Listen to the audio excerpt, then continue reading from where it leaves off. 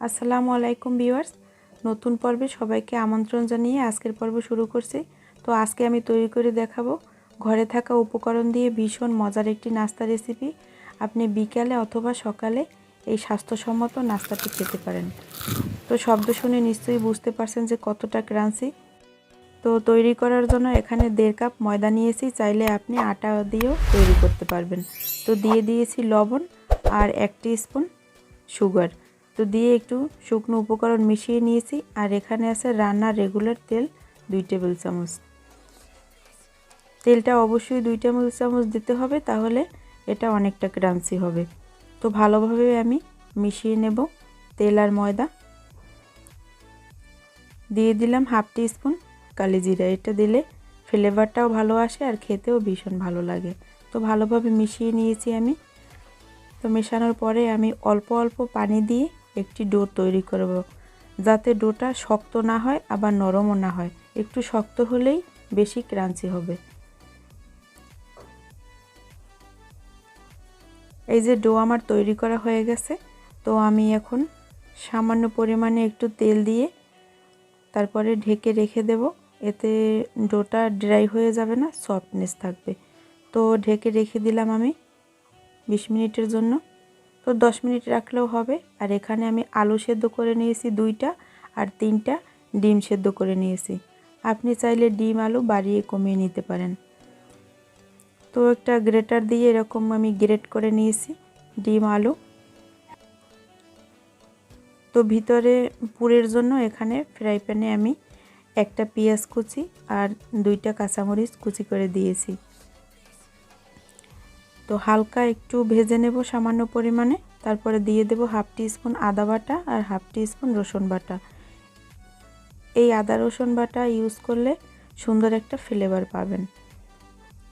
তো দিয়ে দিলাম সামান্য পরিমাণে একটু হলুদের গুঁড়া আর 1/2 টিস্পুন গরম মশলা আর 1/2 টিস্পুন চাট মশলা। এই গরম মশলার রেসিপিটা আমার চ্যানেলে দেয়া আছে, চাইলে আপনারা দেখে নিতে পারেন। আর দিয়ে দিলাম 2 টেবিল চামচ টমেটো সস। এটা অপশনাল, আপনার হাতের কাছে থাকলে দিবেন টমেটো সস, না থাকলে দেওয়ার দরকার নেই, কিন্তু দিলে স্বাদটা একটু বেশি ভালো লাগে। তো এখন গ্রেট করা আলু আর ডিম দিয়ে আমি এটা ভালোভাবে একটু নেড়ে চেড়ে নেব। তো ভিতরের পুর রেডি হয়ে গেছে। এখন এই পুরটা আমি ঠান্ডা করে নেব। তো এইদিকে ডো সেট হয়ে গেছে। তো আমি ছোট ছোট লেচি করে নেব। আপনি যেই আকারে বানাবেন সেই আকারের মতো ছোট ছোট লেচি করে নেবেন।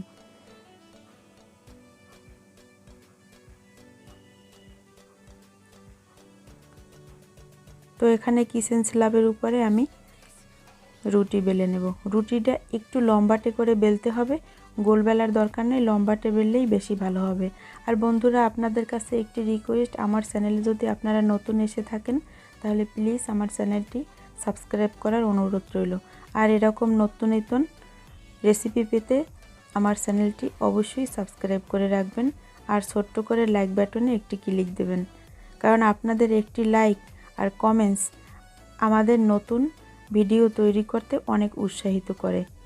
তো দেখলেন তো আমি কীরকম করে তৈরি করছি, একটু লক্ষ্য করে দেখুন, একদমই সহজ। তো এইখানে একটু ময়দা আর সামান্য পরিমাণে পানি দিয়ে একটু আঠার কাজ হবে, এই জন্য এখানে আমি লাগিয়ে আটকে দিলাম। তো একটু সামান্য প্রেস করে দিয়েছি। আর এই দেখুন, এখন আরেকটু আঠার মতো এখানে লাগিয়ে একটু হালকা প্রেস করে দেব, তাহলে এটা আটকে যাবে। বাস, আর কোনো বেলাবেলির দরকার নেই। এই যে দেখুন, এরকম করে বানিয়ে নেব আমি সবগুলো। আমি আরও একটি দেখিয়ে দেব।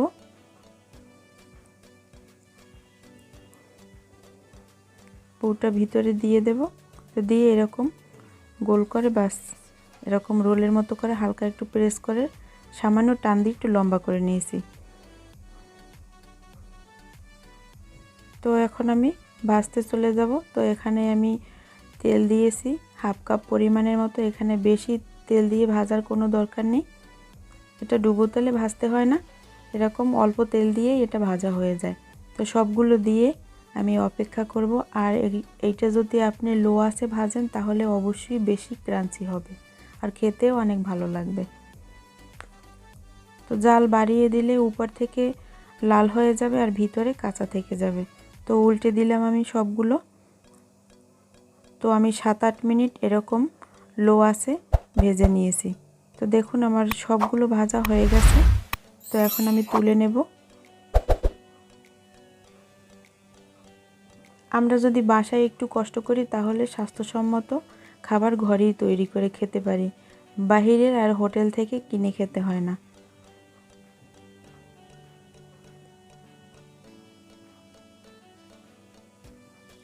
এই যে দেখুন ভিতরটা কত সুন্দর হয়েছে।